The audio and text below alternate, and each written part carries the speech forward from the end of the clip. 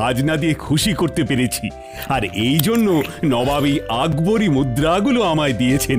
উফ, আমি যে কি খুশি! কত খুশি হবেন হন, তবে 2-4 দিনের মাথায় এই মুদ্রা আমার কাছেই আসবে। মানে বলছিলাম কি মহারাজ, এই আকবরী মুদ্রার তো বহু দাম, এটিকে সঠিকভাবে রাখার ব্যবস্থা করুন। হ্যাঁ, সেটাই তো, রাজ্যে চোর ডাকাতের যা অত্যাচার। মহারাজ, আপনি যদি অভয় দেন তবে আমার কাছে একটা আমার বানানো ছোট্ট সিন্ধুক আছে, সেটি আমি আপনার জন্য নিয়ে আসতে পারি।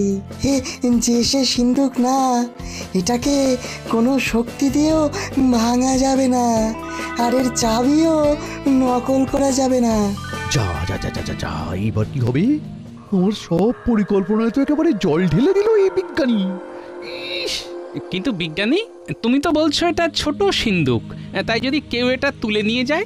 সিন্ধুকটিকে মেঝের সাথে একেবারে পাকাপাকি ভাবে স্থাপন করে দিতে হবে, ব্যাস, তাহলেই সমস্যার সমাধান। ব্যাস, হয়ে গেল।